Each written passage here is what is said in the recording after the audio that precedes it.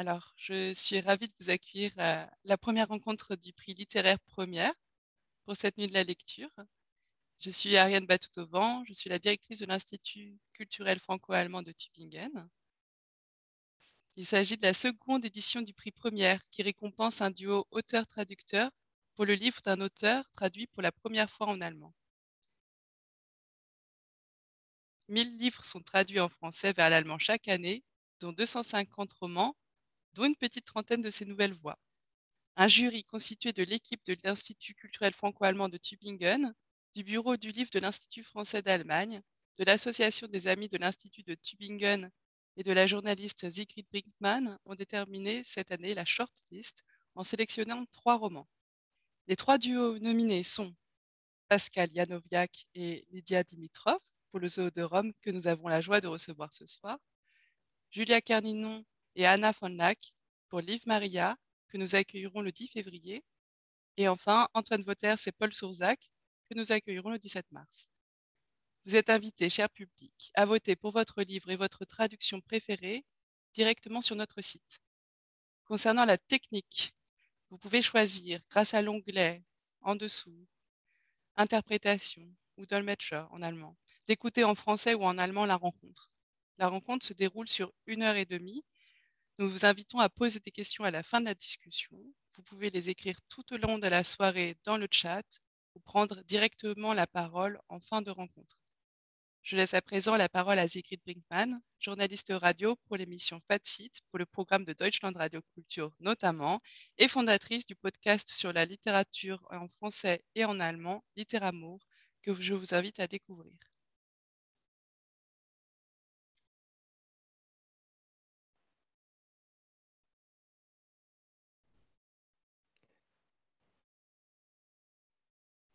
Sigrid, il faut mettre le micro, activer le micro. Je regrette. Also, noch einmal guten Abend. Bien, je reprends. Bonsoir.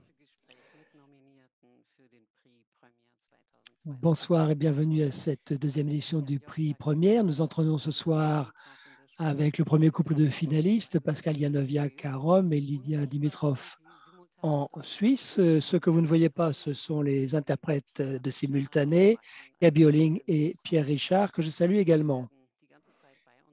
Et ils vont être parmi nous et nous en avons besoin. Encore une information. Lorsque Pascal et Lydia liront des passages de leur livre en allemand et en français, ils seront traduits dans l'autre langue. Donc, ne soyez pas surpris si je prends un petit peu de temps avant de reprendre la parole. C'est parce que la lecture de la traduction dans l'autre langue ne sera pas encore complètement achevée. Ce sera sans doute une affaire de secondes, mais ça peut être un petit peu gênant à l'image. Alors, Bâle, Strasbourg, la ville portuaire libanaise de Tripoli, Dhaka au Bangladesh et Ramallah en Palestine, autant d'escales dans la vie de Pascal Janowiak, de l'histoire de l'art à la littérature comparée, à l'enseignement et à l'écriture.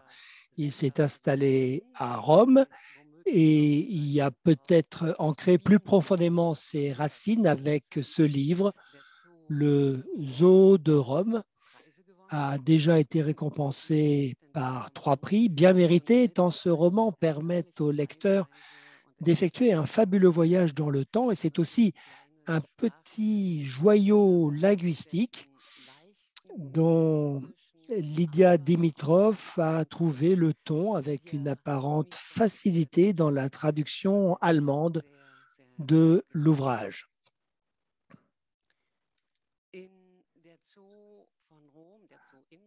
Dans le zoo de Rome, Pascal Janowiak couvre un siècle entier.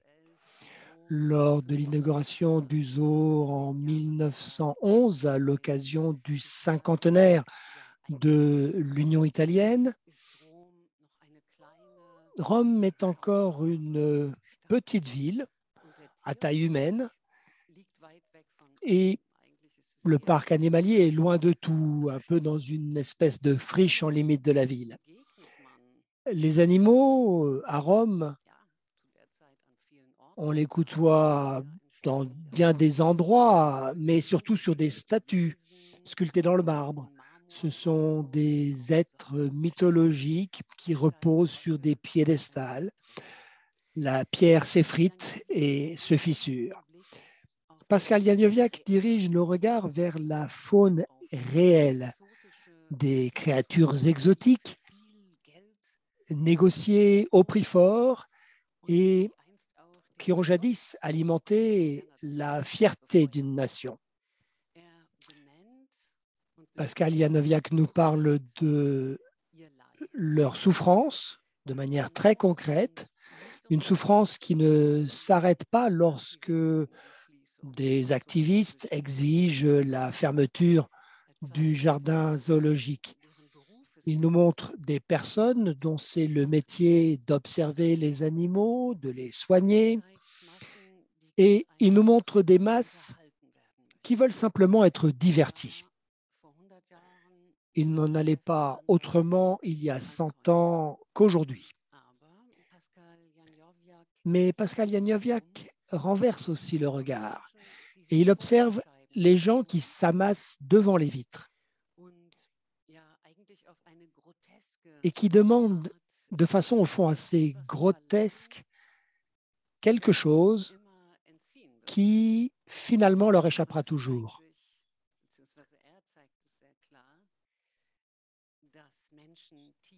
Il nous montre que les hommes peuvent déranger les animaux, mais pas vraiment les impressionner profondément.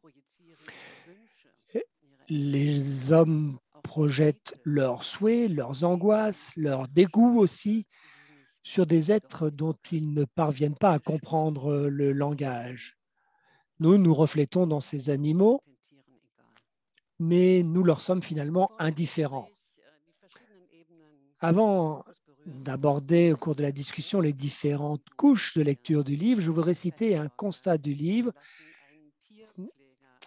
Pascal Janiowiak, vous permettez à un soignant d'observer que les gens qui fréquentent souvent les zoos ont toujours un problème, ou alors ils ont des enfants et reviennent aux zoos du fait de leurs enfants. Vous vivez en Italie, à Rome, depuis 2011, vous avez des enfants et votre problème, si jamais c'en fut un, c'était d'associer de manière aussi complexe que ludique les faits relatifs aux zoos de Rome d'un côté et la fiction. Quand avez-vous compris que l'histoire du zoo contenait finalement assez de matière pour un roman?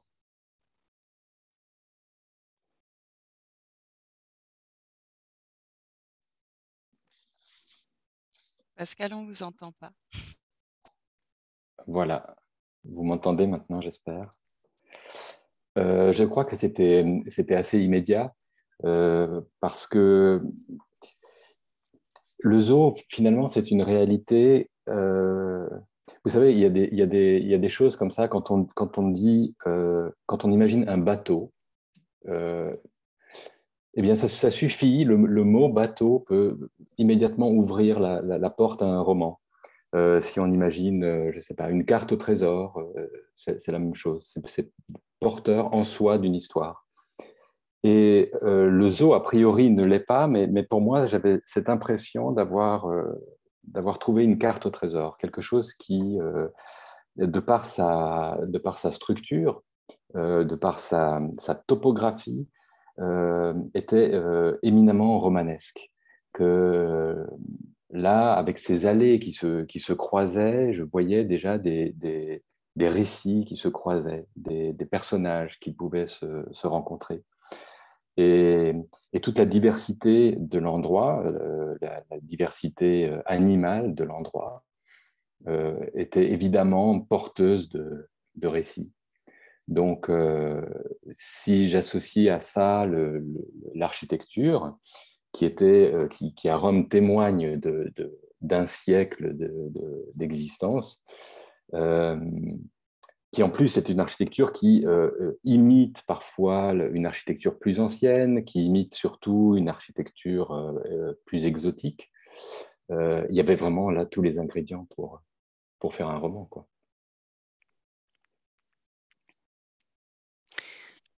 Dass der Zoo ein Ort war, der Le fait que le zoo, nous allons en parler, ait été instrumentalisé à des fins politiques et qu'il ait été le reflet des idéologies changeantes, est-ce que cela se perçoit aussi dans son architecture?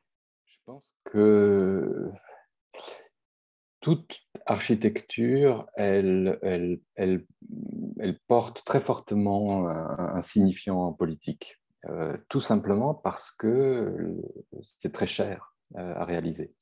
Qu'il s'agisse d'un palais, d'une cathédrale ou tout simplement d'un parc, on veut toujours montrer quelque chose parce qu'on n'investit pas autant de moyens simplement pour construire 4 murs ou pour s'abriter de la pluie. Alors, évidemment, dans un zoo, comme dans un parc d'ailleurs, ça veut signifier quelque chose. Ça veut signifier la richesse d'une ville, par exemple, sa puissance. Et puis, au cours de l'histoire, voilà, ça a signifié toujours des choses assez différentes. Mais la première raison de la construction du zoo, c'était de mettre Rome en valeur et de, disons, légitimer son rôle de capitale d'Italie dans un nouveau pays qui était en train de se construire. Wenn man in Zoos spazieren geht, trifft man Quand on visite le zoo, on ne rencontre pas vraiment les directeurs du zoo, mais les soignants, les gardiens, les soigneurs. Et je suppose que c'est quelque chose que vous avez fait, que vous avez sans doute recherché, ce contact avec les personnels du zoo. Est-ce que ça enrichit la narration du roman? Ni plus ni moins que la documentation que j'ai pu trouver dans les archives, que les livres. Hein, finalement, on rencontre des gens comme on rencontre des livres ou vice-versa. On apprend des choses. Alors, c'est beaucoup plus facile d'ouvrir des livres que de rencontrer des personnes. L'enjeu est différent. Les personnes peuvent plus facilement devenir des personnages et puis incarner des choses. Mais oui, évidemment, ce sont des rencontres que j'ai faites aussi qui ont nourri ce livre. Ouais. Lydia, sind Sie während der Arbeit Lydia, pendant que vous travaillez sur la traduction, est-ce que vous vous êtes rendu sur place au zoo? Est-ce que c'est quelque chose dont on a besoin pour s'imprégner de cette ambiance? Alors, lorsqu'il a été clair que j'allais traduire ce roman, une des premières choses que j'ai faites, c'est de demander une bourse de voyage au Fonds de traduction allemand pour me rendre sur place à Rome, voir ce zoo. Pascal m'en avait parlé. Il m'a dit qu'il ne fallait pas que je sois déçu parce qu'évidemment, le zoo du roman est un zoo fictif. Et c'est vrai, mais je voulais quand même essayer de me promener dans les traces qui lui avaient donné l'inspiration de ce roman. Et puis est arrivée la pandémie de Covid et j'ai fait une bonne partie de cette traduction au cours de l'été 2020. Le Fonds allemand de la traduction a bien voulu transformer ma bourse de voyage en bourse de travail, mais je n'ai pas pu me rendre sur une place à Rome. Donc, je me suis rendu dans un zoo chez moi, à Berlin. Et pour deux raisons. Parce que la dernière fois que j'y étais allé, j'étais enfant, donc c'était un petit peu différent de voir un zoo avec le regard d'un adulte. Et puis, c'est un zoo qui a aussi une charge politique énorme, ou qui l'avait pour le moins. Parce qu'avec la division de Berlin, le zoo de la ville était dans la partie occidentale de Berlin. Et la partie est de la ville et de l'Allemagne voulait aussi avoir un zoo, et c'est comme ça qu'a été mis en place le Tierpark dans le Schlosspark de Berlin.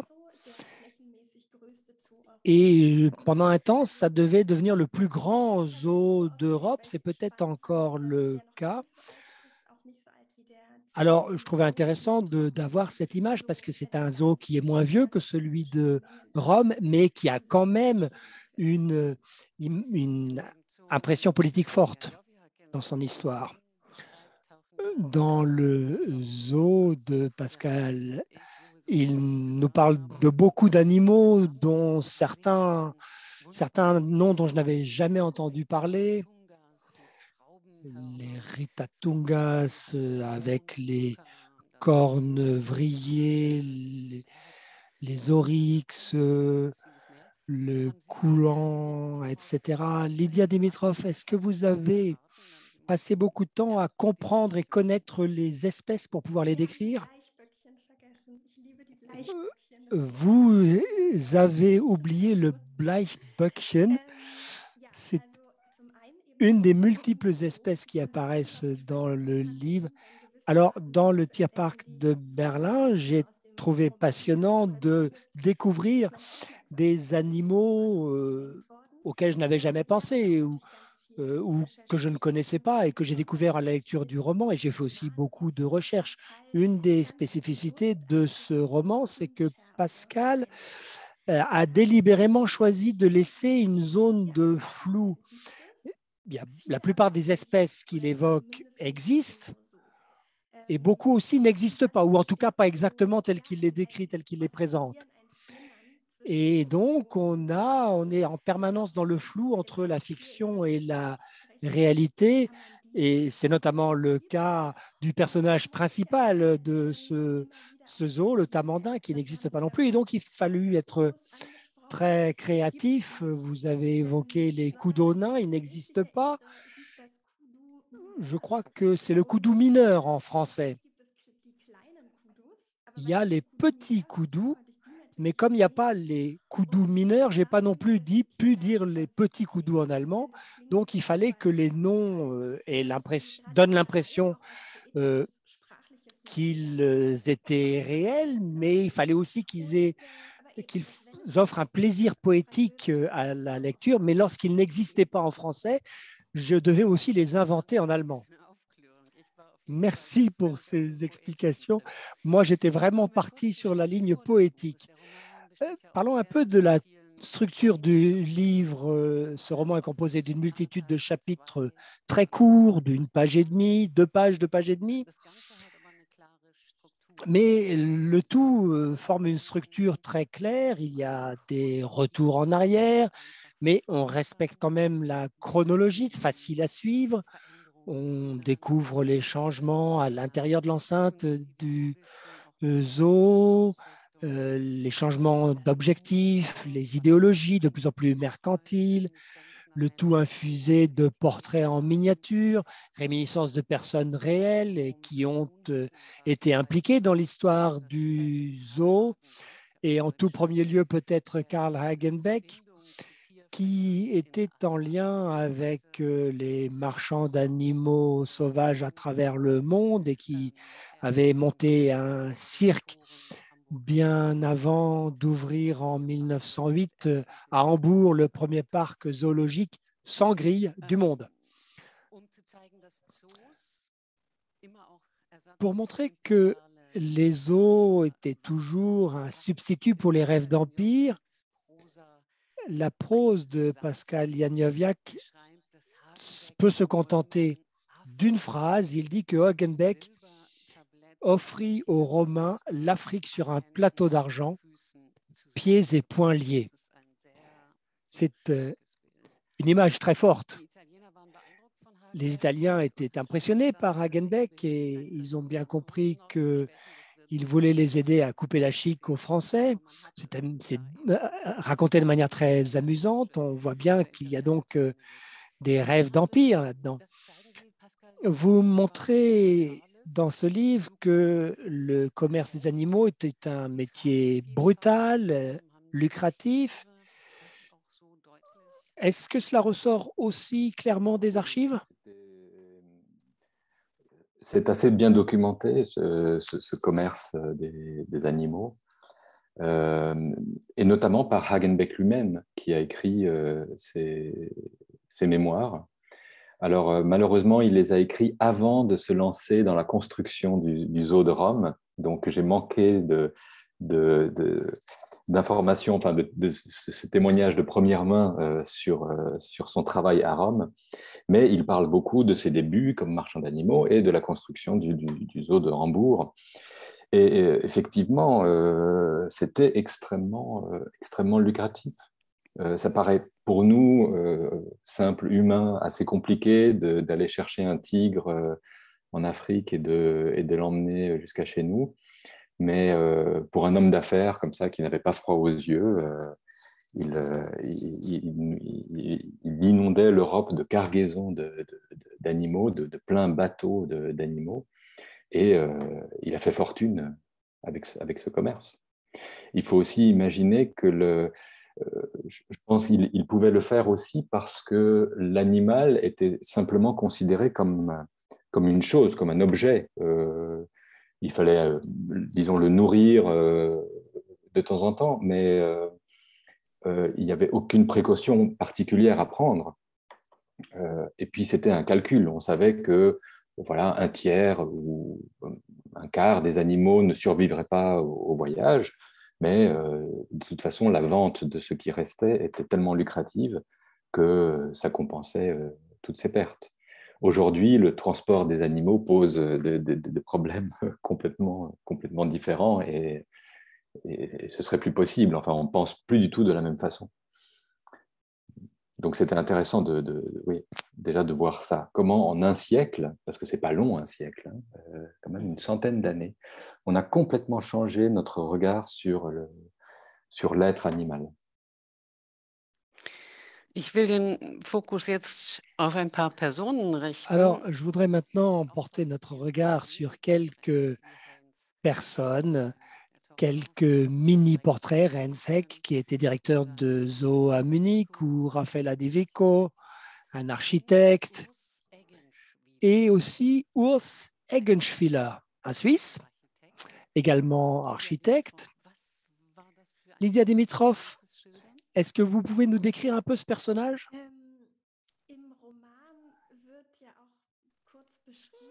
Dans le roman, on décrit qu'il avait un faible pour les animaux, en particulier les lions, et pas simplement en tant qu'artiste, en tant que sculpteur. Il les avait aussi dans sa vie privée. Le roman décrit qu'il se promène à travers les rues de Zurich avec ses lions et que la police l'invite à les garder en laisse. Alors, quand je trouve quelque chose comme ça dans un roman, je suis très curieuse et je ne m'en tiens pas à cela. Donc, je fais des recherches et j'ai effectivement vérifié qu'il se promenait avec sa lionne à travers les rues de Zurich et la police n'était pas d'accord. Et donc, il a dû faire ses promenades dans la nuit parce que on pouvait à ce moment-là penser qu'il promenait un très, très gros chien. Donc, quelqu'un d'excentrique, bien sûr, et qui, dans le roman aussi, est amoureux de ce qu'il fait et se perd un peu dans ce qu'il fait aussi. Oui. Combien de fois lisez-vous un roman avant d'entreprendre de le traduire? J'imagine aussi qu'il y a des versions différentes et que vous passez par plusieurs jets avant d'arriver à la version définitive. Alors, lorsqu'une maison d'édition me demande si je veux me charger de la traduction, je lis le roman une première fois. Et cette première lecture, elle est très importante parce que j'essaie de m'y plonger dans ce livre comme lectrice. Qu'est-ce que je pense du texte? Qu'est-ce qu'il me raconte? En quoi il me parle? Et puis, dans un deuxième temps, j'essaie de m'interroger en tant que traductrice si je vais oser aborder ce texte, s'il me convient, parce qu'il y a aussi des romans que je trouve formidables et qui me plaisent beaucoup, mais pour lesquels je ne pense pas être la bonne personne pour les traduire. Donc, les deux étapes sont importantes parce que je dois être totalement enthousiaste face à un livre pour m'engager dans sa traduction. Et dans le zoo de Rome, j'ai tout de suite trouvé l'amour. Donc, ça a été facile de se décider. Et puis, bon, il se passe encore un peu de temps parce que la planification se fait toujours selon de grands cycles. Et à ce moment-là, je relis le roman, effectivement, avant de commencer à traduire les premières pages. Et puis, bien sûr, en le traduisant, je le lis tellement de fois qu'il y a des passages que je connais par cœur, des phrases dont je sais à quelle page elles se sont. Mais bien sûr, ça s'estompe aussi avec le temps. Et j'ai un peu l'impression que c'est la même chose lorsqu'on voyage. Quand on rentre de voyage, on sait parfaitement quel est le numéro de la ligne de bus qui nous amène à l'hôtel et comment s'appelait le restaurant favori. Au bout de quelques années, on ne sait plus si c'était la M3 ou la M5, mais le fond du voyage, il continue de nous accompagner. Et c'est pareil quand je traduis un livre. Alors, nous en sommes arrivés au moment où je vais demander à Pascal Yenonek de nous lire un premier passage de son livre. Nous sommes en juillet 1915, 4 ans après l'ouverture du zoo, et le zoo doit déjà faire faillite. Et il va nous parler de ce déclin inéluctable. C'est au milieu des années 20. Mais effectivement, ça, voilà, une image d'un des premiers problèmes de ce zoo qui a donc coûté énormément d'argent, mais qui très vite a posé des problèmes parce que Rome était finalement trop petite pour lui offrir un public suffisant, et les problèmes se sont enchaînés jusqu'à la décennie suivante. Au milieu des années 20, le visiteur du zoo arpente un territoire confus, loin de l'harmonie maîtrisée du projet initial. De nombreuses allées sont condamnées, faute de moyens. Désorienté, le promeneur aura peut-être la surprise de croiser un chacal en liberté, un troupeau de cochons d'eau. Il passera devant le nouveau musée zoologique. C'est ainsi qu'on a recyclé le bâtiment du restaurant, on l'a rempli de squelettes. Il notera l'état des rochers, dont les reliefs craquelés laissent voir la trame du grillage. Depuis sa reprise par la commune, le zoo stagne comme les eaux de son lac. On ne fait que colmater les brèches. On lutte contre la nature qui reprend ses droits, qui couvre de mousse les faux icebergs. Les feuillages résonnent de cris stridents. Une branche frémit au passage d'un couple de lémuriens. On conseillera aux visiteurs de ne pas passer sous certains arbres pour ne pas risquer de tacher son chapeau. On évitera de lui parler des accidents récents, de ce tigre du Bengale qui a arraché la jambe de son gardien, de ce macaque qui s'est mangé la main. On ne pourra pas, en revanche, lui cacher les méfaits de Moana l'éléphant, dont il aura sûrement entendu parler. L'animal a écrasé un vétérinaire avant d'étrangler son gardien, quelques mois plus tard. On ne comprend pas ce qui s'est passé. Il l'a attrapé de l'autre côté des grilles, il lui a broyé la nuque contre les barreaux. On aimerait dire que les animaux commencent lentement à affirmer leur présence. Mais les animaux n'affirment rien, pas plus qu'ils ne doutent. C'est là le privilège des humains, et ce sont les humains qui commencent à se douter de quelque chose. Du moins les plus sensibles d'entre eux, les plus attentifs. Le visiteur qui arpente ces allées, par un beau dimanche du milieu des années 20, est un homme sensible et attentif. Il voit bien que ce zoo est une jungle malade, un mouroir, une institution qui va à volo, comme le pays tout entier, une structure décadente, gangrénée par la paresse et le manque d'ambition. Il faudra changer tout ça, arracher la mauvaise herbe, assainir ce lac infesté de moustiques, agrandir, redonner aux animaux cet espace vital qui leur fait défaut et dont le manque justifie amplement, selon le visiteur, le comportement de l'éléphant. Mais ce n'est pas l'éléphant que l'homme est venu voir par ce beau dimanche. Il vient rendre visite à la jeune lionne qu'on lui a offerte. Une lionne qui a maintenant grandi et dont sa gouvernante a dit qu'elle sentait trop fort pour demeurer à la maison. Alors, on ouvre pour lui la cage de la lionne, il entre, et les flashs au phosphore crépitent tandis qu'il la caresse, le visage grave et le menton relevé. Benito Mussolini a appris à prendre la lumière de face sans cligner des yeux. Il sera demain en une de presque tous les journaux parce qu'il a déjà un peu de pouvoir et qu'il en aura bientôt assez pour s'occuper du zoo et du pays tout entier. Sa lionne a été baptisée Italia. Sur la photographie, elle a les yeux fermés. Ja, Mussolini seit 1922. Mussolini, Premier ministre depuis 1922, au milieu des années 20, dirige le pays et l'Italie ferme les yeux d'émotion devant ce geste à côté de la bête. Pascal Yenneviak, il y a des pages pleines d'ironie dans votre livre. Aviez-vous conscience dès le début que l'ironie et la satire allaient être des moyens narratifs que vous alliez utiliser et exploiter?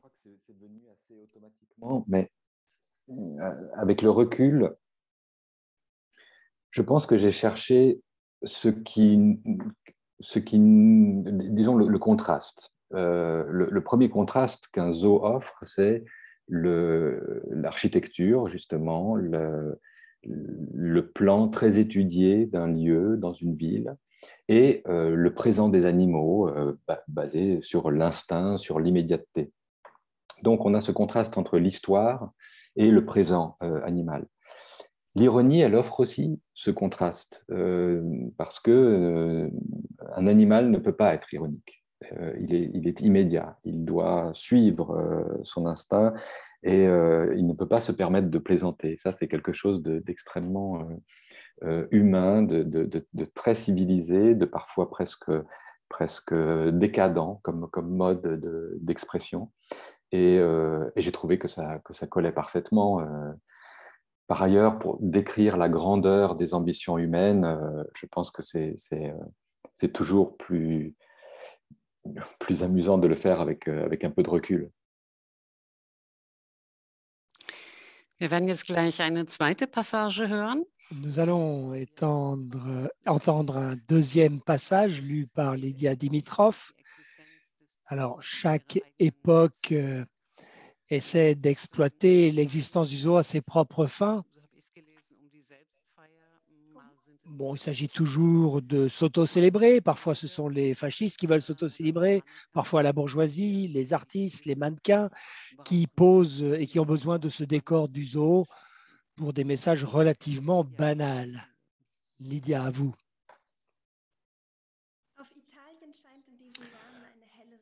Or, c'est un grand soleil qui éclaire l'Italie de ces années-là. Et le zoo est une fête perpétuelle. Le chimpanzé Giorgio bande à chaque fois qu'il voit passer une blonde. Il bat des mains quand on lui dit Forza Roma et tire la langue quand on lui dit Forza Lazio. Les gamins adorent l'agacer quand il trouve des bâtons assez longs.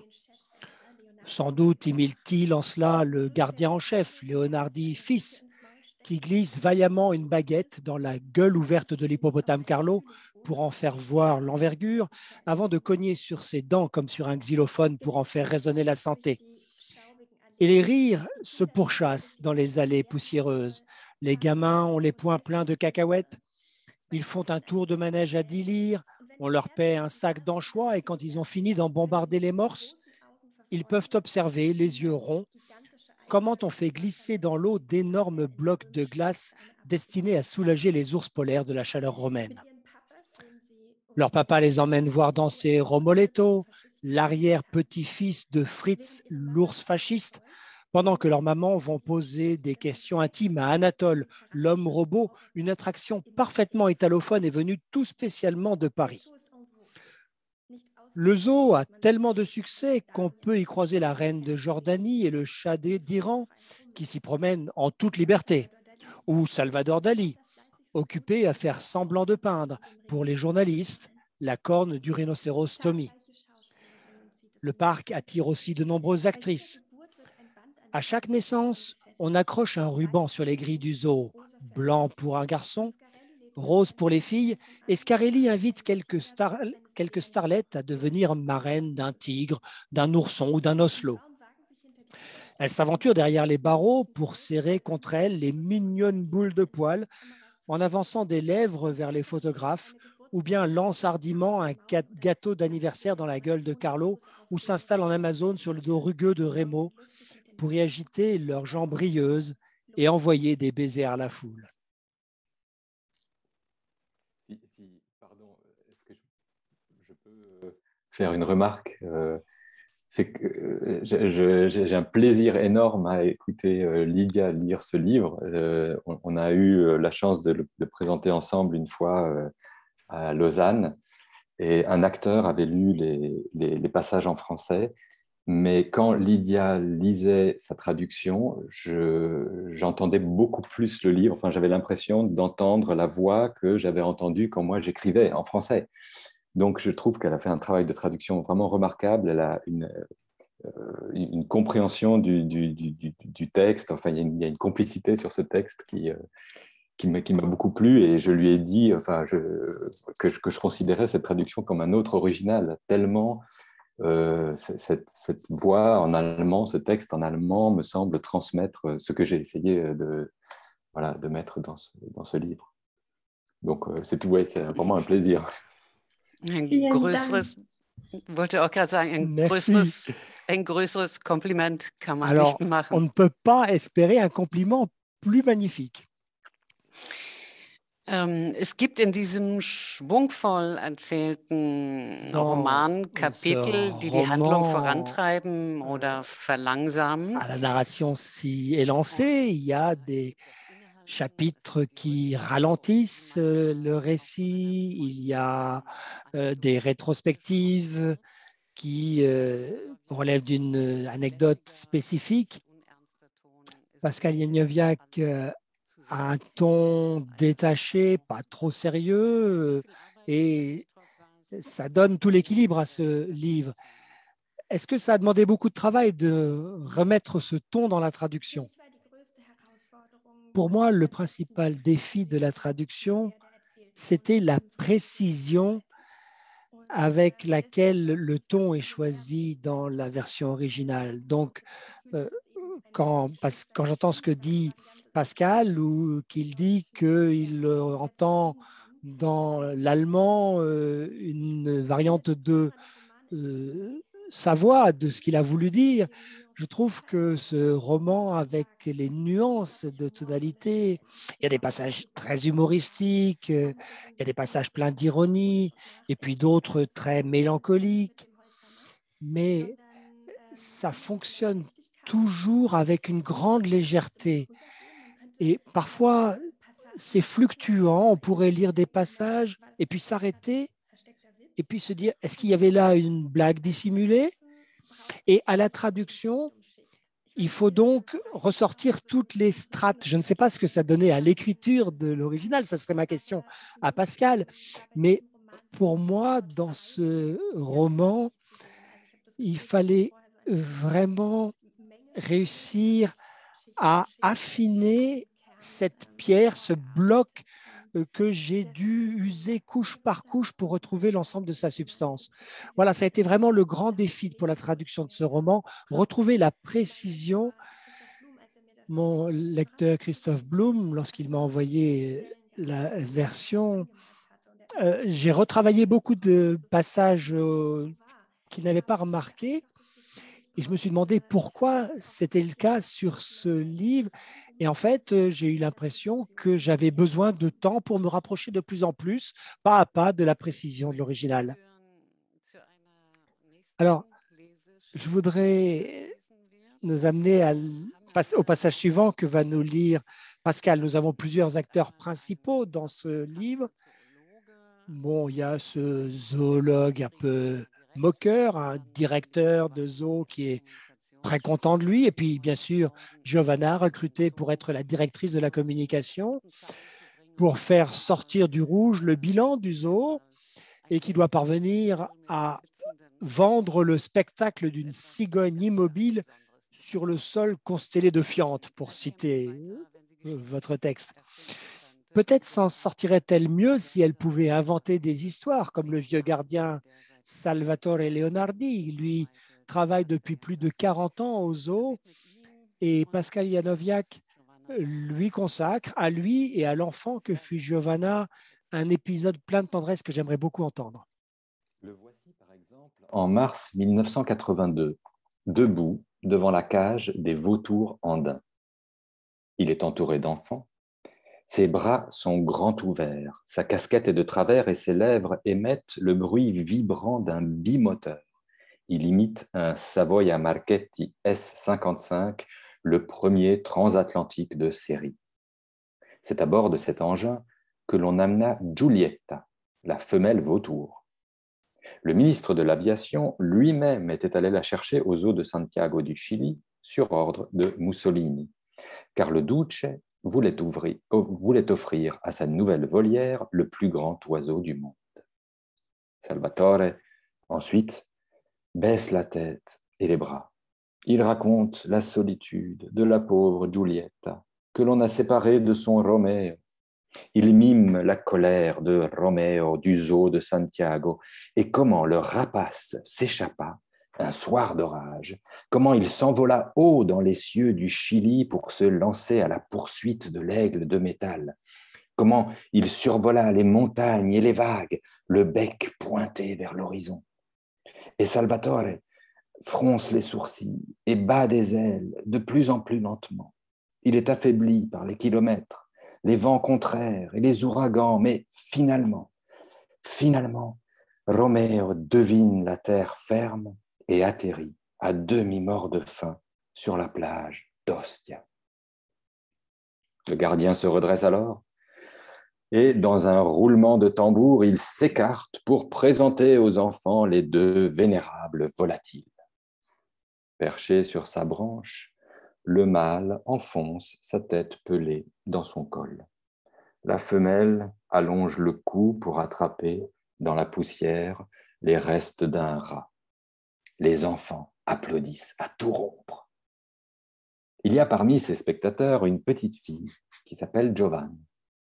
Elle a 8 ans, des cheveux d'un jaune pâle et les yeux écarquillés. Elle n'applaudit pas. Elle a raidi les bras, tétanisée par ces grandes silhouettes noires. La femelle devant elle la domine de toute sa hauteur. Dans un claquement, la créature ouvre soudain ses ailes immenses et c'est comme si la nuit tombait d'un coup, comme si le monde disparaissait. Touché par l'émotion de la petite, le gardien passe une main calleuse et rassurante sur ses cheveux blonds, sur sa joue ronde et frémissante. De cela, ni l'un ni l'autre ne se souviendront. Ja, ich liebe diese sehr, sehr zarte Miniatur. J'aime beaucoup cette miniature pleine de tendresse dans laquelle on suggère aussi que des événements dans la vie d'un enfant notamment laissent une trace que l'on retrouve beaucoup plus tard.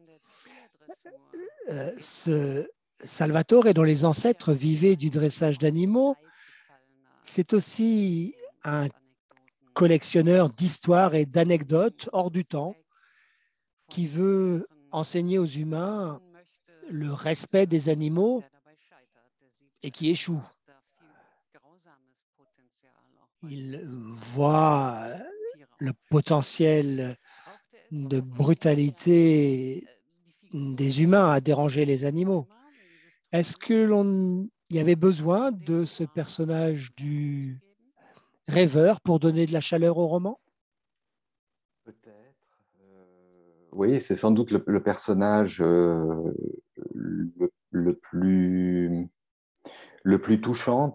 Enfin, disons que la plupart des personnages dans ce roman sont un peu des personnages un peu perdus, qui ont tous leurs faiblesses. Lui, il l'exprime peut-être de la façon la plus directe. Ce qu'il exprime aussi, et qui vraiment me tenait à cœur quand j'ai écrit ce roman, c'est l'importance des histoires. L'importance des histoires qu'il raconte, l'importance des histoires que l'architecture raconte, parce que je me suis rendu compte que la chose qui nous sépare véritablement des animaux, c'est le fait que nous avons la capacité de raconter des histoires. Et non seulement nous avons cette capacité, mais en plus nous avons ce besoin. C'est un besoin vital. On ne peut pas construire une société sans se raconter d'histoires. Et donc, de nouveau, il y a ce contraste entre ces animaux qui sont plutôt muets, surtout dans un zoo, et notre bavardage, notre besoin de récits et de fiction. Donc voilà une des choses que ce gardien aussi représente. Il y a un autre personnage qu'il nous faut évoquer parce que c'est le premier qui apparaît dans votre roman, le premier personnage que l'on rencontre quand on ouvre le livre. C'est un visiteur un peu mystérieux qui s'appelle Chahine Garbi. Il est algérien, il a 41 ans, il arrive à l'hôtel à Rome et il y séjournera du 28 décembre au 16 janvier. On n'a pas l'année, mais on commence tout de suite, en tout cas moi c'était mon cas, on commence tout de suite à vérifier les dates. Et ce n'est pas si éloigné dans le temps. Vous êtes à Rome depuis 2011. Alors on réfléchit, 2011, l'Algérie, le 28 décembre. Eh bien, c'est aussi une date à laquelle des troubles éclatent aussi en Algérie, déclenchés par les manifestations révolutionnaires en Tunisie. Et je me suis demandé, Pascal Yenodiek, si vous jouiez sur ce fait en évoquant une date précise mais pas d'année pour que justement le lecteur aille faire ses recherches. C'est quelque chose que j'ai beaucoup utilisé dans ce roman. Je me suis énormément documenté, mais ce qui me plaît et ce que j'essaie de faire, c'est de laisser de grandes zones d'ombre, parce qu'il me semble que c'est insupportable de lire des romans qui vous expliquent tout, qui vous donnent toutes les informations du début à la fin, et où le lecteur n'a pas sa place et ne peut pas interpréter, ne peut pas chercher. Donc, oui, ça fait partie de ces petites choses qui sont un peu imprécises. Pour moi, Chahine, il représente aussi, par rapport à l'Algérie, bon, je voulais un personnage francophone. J'aurais pu prendre un Suisse ou un Belge aussi, mais voilà, cette figure de l'étranger me plaisait. Pour moi, le Maghreb a cette force de représenter des cousins et une altérité très proche, mais quand même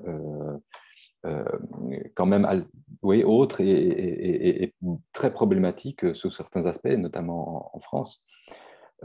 Problématique dans le sens où elle pose des questions. Et une de ces questions, c'est aussi la colonisation.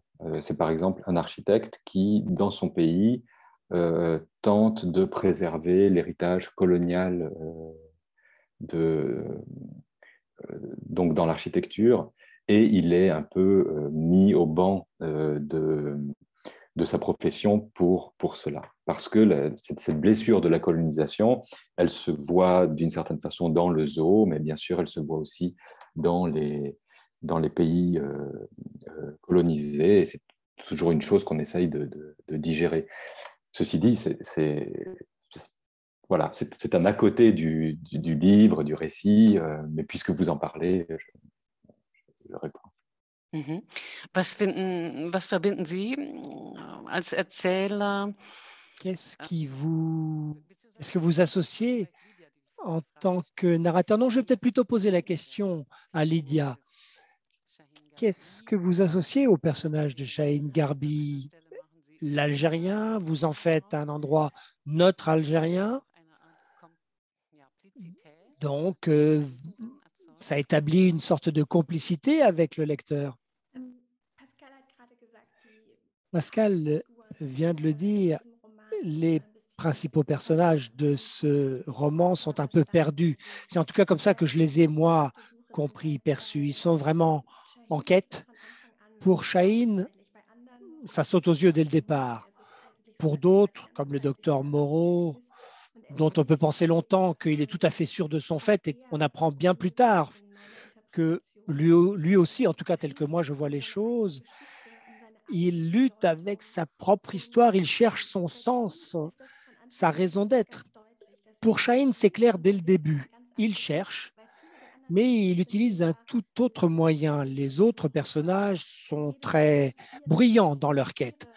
Chacun essaie d'imposer son narratif, sa vision du monde et du zoo, que ce soit le docteur Moreau à un niveau de pouvoir différent, mais aussi Salvatore et avec ses propres histoires et ses anecdotes.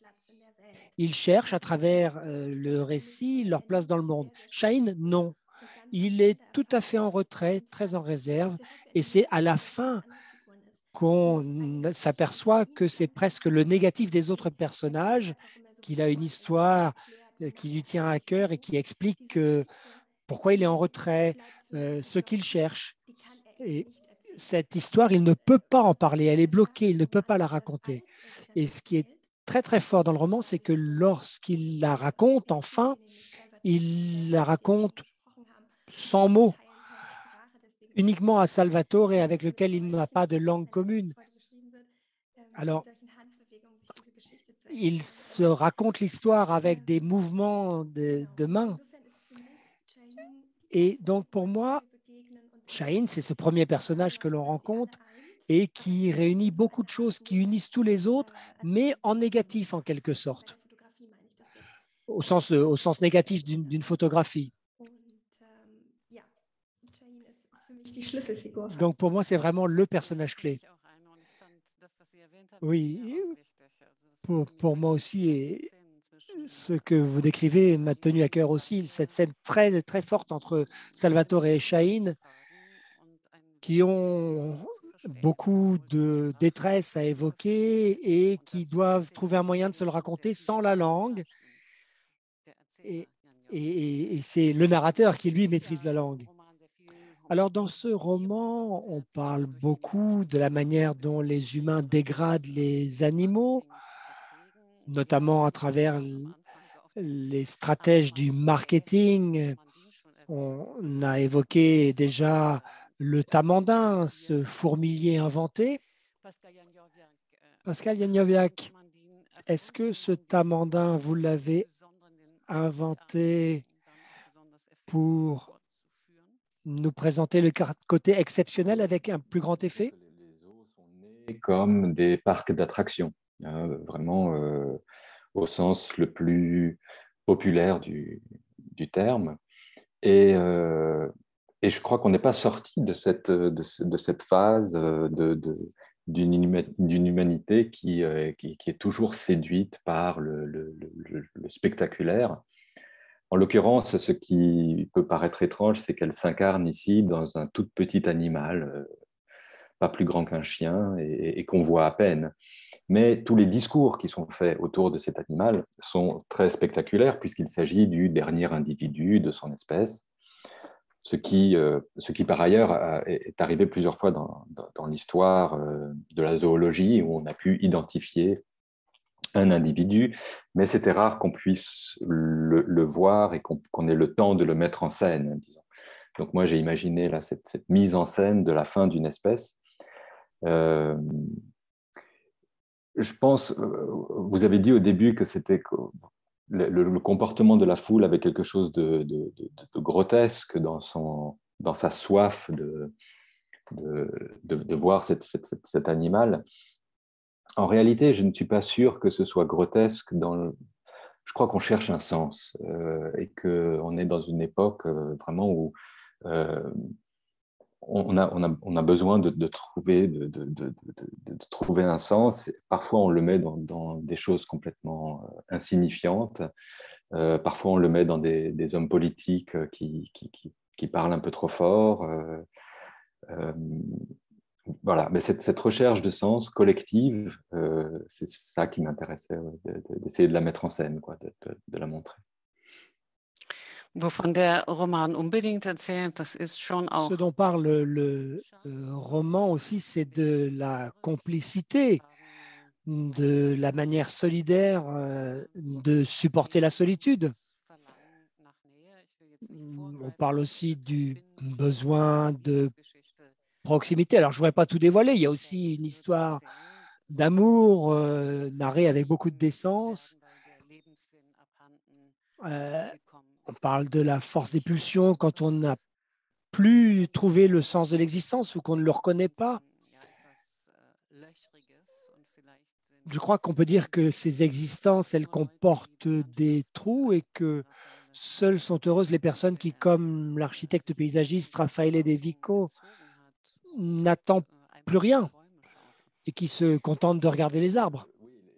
Les artistes sont des personnages qui sont finalement, j'aime partager leur joie de créer, que ce soit Dali qui se promène dans le zoo, que ce soit De Vico, que ce soit ce Urs Eggenschwiler qui est complètement fou, mais j'aime bien l'imaginer heureux aussi.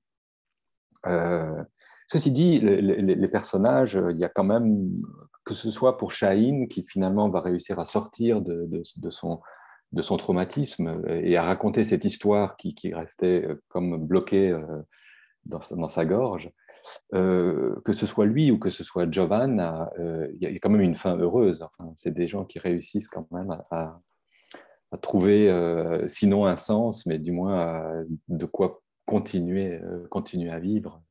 Et je pense pour Giovanna particulièrement, c'est une fin heureuse. Pardon, ich wollte ergänzen, dass...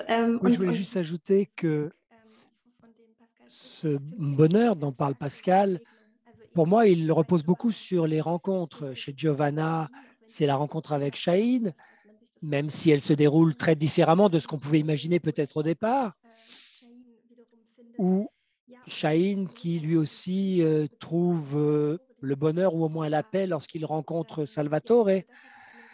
Donc ça, c'est quelque chose qui m'a vraiment plu dans ce roman et qui m'a aussi beaucoup ému, cette rencontre entre des personnes qui apportent le potentiel de libérer des moments de paix, de bonheur.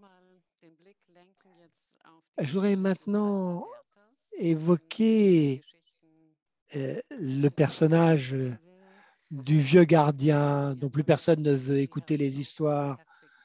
Et vous vous en servez pour ramener la perspective, renverser la perspective par rapport aux Tamandins.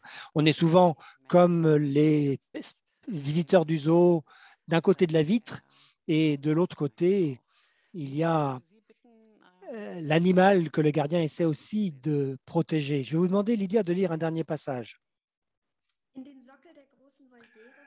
La grande volière reposait sur un coffrage dans lequel on avait aménagé un abri semi-enterré que la végétation cachait aux yeux du public.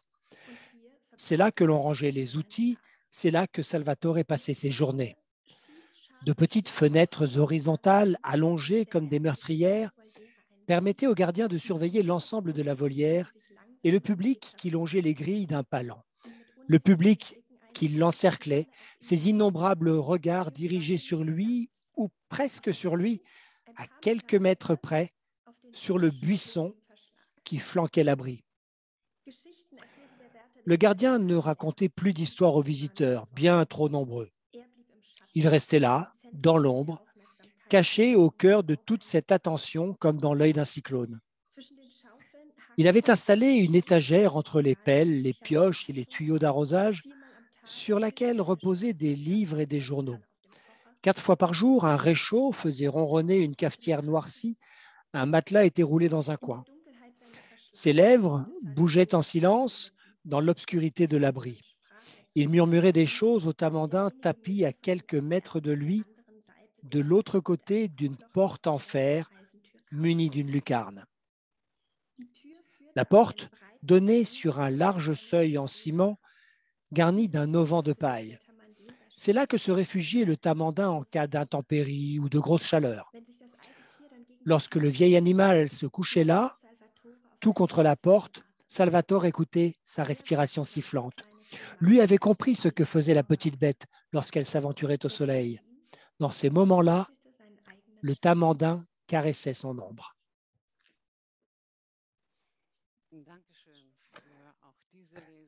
Merci pour cette nouvelle lecture d'un passage tout à fait particulier de ce roman tout à fait exceptionnel. Je voudrais maintenant inviter le public qui nous écoute à se joindre à nous. Et, nous vous le disions, vous avez la possibilité de poser vos questions, peut-être de faire des remarques, d'intervenir comme vous le souhaitez.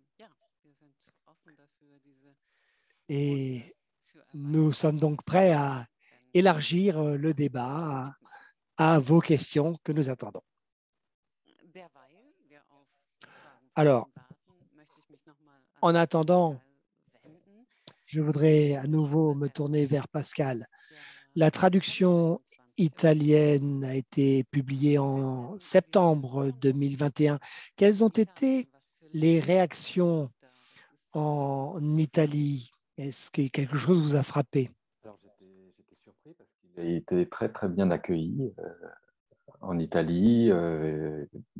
J'ai vraiment eu des échos assez importants. Je ne pensais pas parce que ouais, il n'est pas publié chez les plus grands éditeurs italiens. Il est publié chez Casagrande, qui est un éditeur du Tessin, qui a une très, très bonne réputation, mais qui n'a pas, disons, les moyens de Einaudi ou d'autres.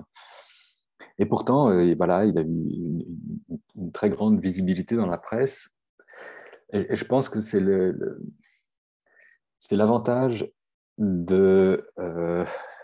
qu'apporte le regard de l'étranger. C'est-à-dire que voilà, on a parfois l'impression, quand on est à l'étranger, de ne pas avoir grand-chose à dire sur le monde, les choses qui nous entourent. Et en réalité, il faut le faire parce que la naïveté de l'étranger et son ignorance très souvent permet de voir des choses ou d'exprimer des choses que les habitants eux-mêmes ont depuis longtemps oubliées ou qu'ils ne voient plus par habitude. Donc, oui, je crois que ça, c'est peut-être une des raisons de ce succès en Italie et c'est aussi un bon argument, je crois, en faveur de la traduction et des voyages et des rencontres et des échanges culturels que nous faisons, parce que nous avons énormément de choses à apporter quand nous entrons dans des lieux qui ne sont pas ceux où nous sommes nés. Et voilà. Ouais. Das Gespräch mit den Nominierten für den Prix Première gibt uns ja auch die Ce dialogue avec les nominés du prix Première nous permet aussi de parler de leur travail et notamment de parler avec notre traductrice. J'ai lu sur Internet que, Lydia, vous vous engagez pour une initiative qui s'appelle Lyric Speed Dating. Qu'est-ce que ça veut dire? Comment est-ce que ça se passe? Bon, c'est un format ludique que j'ai mis au point il y a quelque temps, auquel chacun peut participer, que ce soit des traducteurs, traductrices professionnels ou simplement des amateurs de littérature. Et les participants traduisent ensemble ou chacun de leur côté, en 25 minutes, un texte poétique. Moi, j'adore la question de la traduction et j'essaie d'enthousiasmer les autres pour ce travail. Et dans le lyric speed dating, eh bien, on peut faire la même chose. Et c'est de toute façon la plus facile de parler de la traduction quand on traduit soi-même. Et c'est comme ça qu'on comprend ce qui se passe. Et on pense souvent que traduire un poème, c'est ce qu'il y a de plus compliqué. C'est vrai.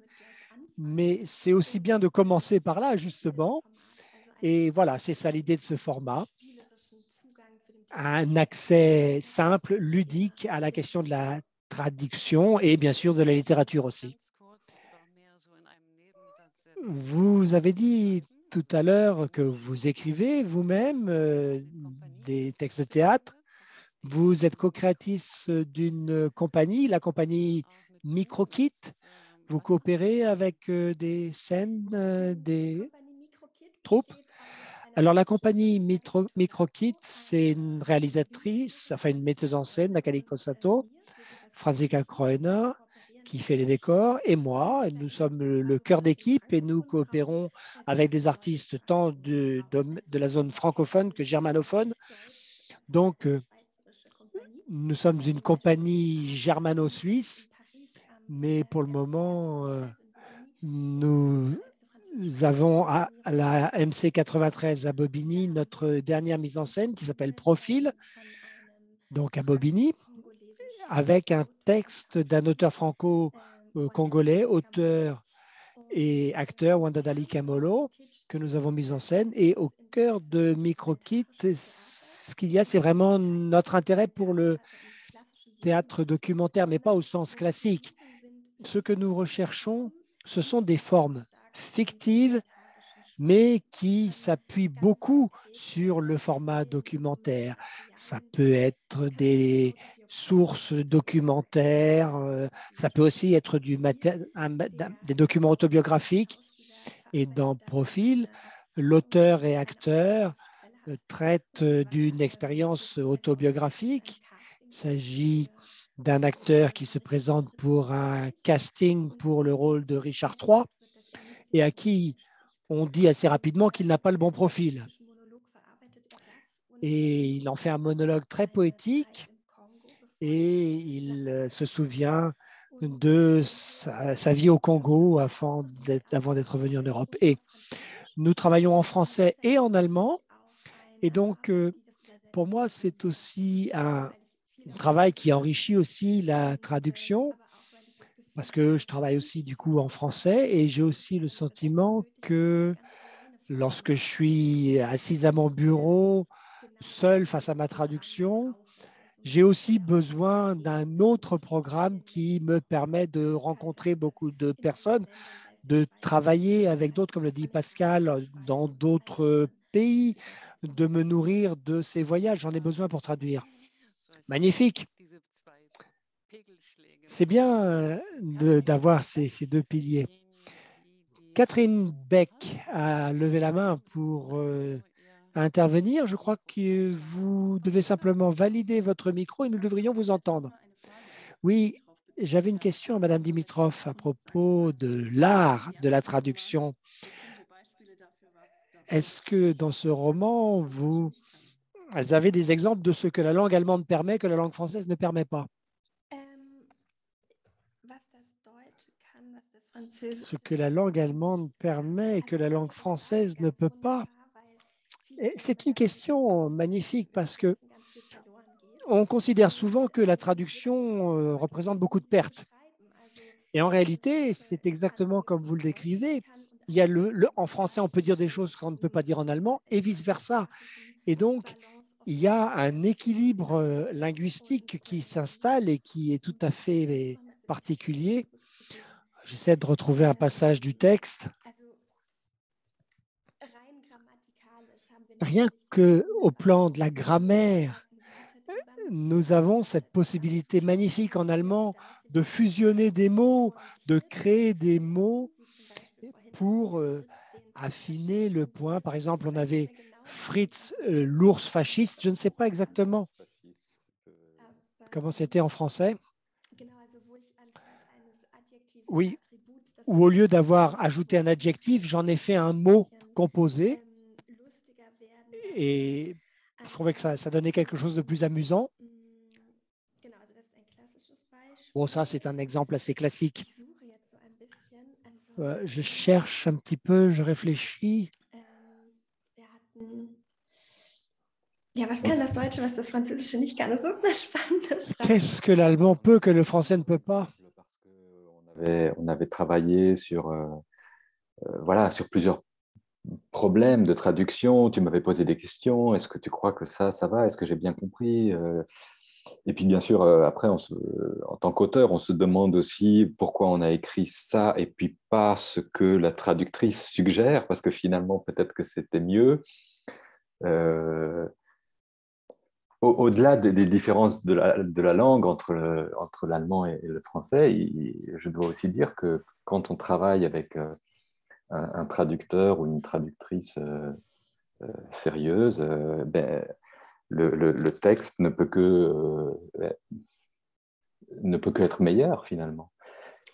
Tout simplement parce que c'est une nouvelle attention, j'entends quand elle est vraiment professionnelle évidemment, c'est une nouvelle attention sur un texte et donc il y a quelques erreurs factuelles qu'on peut par exemple éviter, une grenouille qui dans mon texte était chilienne et Lydia m'a dit mais cette grenouille-là, tu crois pas elle n'est pas chilienne, je crois qu'elle vient je ne sais plus de quel pays d'Afrique du Sud, d'Amérique du Sud. Et donc on a corrigé une faute qui était dans le roman, mais au-delà de ces petites fautes, parfois dans le ton, effectivement, on réussit à mettre des accents en relisant un texte qui dans l'original, était peut-être un petit peu faiblard ou voire moins bien dit, quoi. Ja, es gibt ja auch Autoren, die sich selber übersetzen. Ich Il denke, y a aussi des auteurs qui font leur propre traduction, Anne Weber notamment, qui écrivent dans les deux langues. Et Nancy Houston notamment disait qu'elle ne trouvait pas d'éditeur, elle écrivait en français, mais elle ne trouvait pas d'éditeur pour l'anglais. Et en fait, en traduisant son texte, elle a commencé à le revoir, à le réviser. Et ça, c'est le fait de la traduction qui l'a amené à retravailler son texte. On ne rentre jamais aussi profondément dans un texte que lorsqu'on le traduit. Ça, c'est sûr. D'abord parce que c'est la lecture la plus attentive qu'on puisse faire, tout simplement. On est vraiment dans le mot à mot. Et puis ensuite, parce qu'on a de nouveau ce regard de l'étranger, ce regard qui est un peu transversal, d'un éclairage différent, puisqu'on soumet une langue à l'éclairage d'une autre. Et c'est là qu'on voit les reliefs, qu'on voit beaucoup de choses qui, sinon, nous auraient échappé. Was Pascal sagt, war auch ganz wichtig bei meiner Arbeit. Ce que dit Pascal, c'était quelque chose de très important aussi dans mon travail. Moi, je profite volontiers de l'occasion de discuter avec l'auteur du texte que je traduis et je lui suis vraiment très reconnaissante de toute sa patience. Il a passé beaucoup de temps pour discuter avec moi de ces questions et ça permet de se rapprocher de l'inspiration. On a parlé de beaucoup de détails, mais aussi de grands traits du texte. Et c'est quelque chose de très important pour moi. Je suis toujours à la recherche frénétique du texte pour évoquer, pour illustrer ce que j'essaie de vous dire, mais je ne me demande pas tellement ce que peut le français, ce que peut l'allemand. Ce que j'essaie, c'est avec mes propres outils de langue, mon rythme, ma tonalité, de me rapprocher autant que possible du français et d'y prendre plaisir. Par exemple, il y a un animal qu'a inventé Pascal qui s'appelait le silure cure-dent, je crois. Bon, c'est un poisson qui n'existe pas, mais qui se retrouve avec les piranhas ou les pirarocus, qui eux existent. Et je l'ai appelé Picawelser, donc pour reprendre la sonorité, ce pi, pi, pi. Et ça, bon, parfois, dans le texte allemand, il y a quelque chose qui réussit, une image qui ressort parfois mieux que dans le français. Et ça, évidemment, c'est une source de bonheur permanente. Lydia, vous avez dit que vous appréciez de travailler avec Pascal et que c'était bien de pouvoir discuter avec lui. Vous avez traduit d'autres auteurs. J'imagine que ce n'est pas toujours aussi plaisant. J'imagine qu'il y a aussi des auteurs qui vous confient le texte et qui ne veulent pas savoir ce qu'il en advient dans les autres langues. Moi, j'essaie toujours d'ouvrir le contact et je demande s'il serait possible de discuter, si l'auteur a le temps. Et après, parfois, la relation fait qu'on se rend compte que ça fonctionne. On s'est retrouvé avec Pascal sur mon balcon pour apprécier le soleil de l'automne et ça permet aussi d'engager des discussions. Mais c'est vrai, et je le comprends bien parce que je pose aussi des questions qui imposent aux auteurs de parler de leur propre texte. Et certains n'y sont pas prêts. Je le comprends tout à fait. Certains auteurs, une fois qu'ils ont écrit leur texte, ils n'ont pas envie de s'auto-analyser.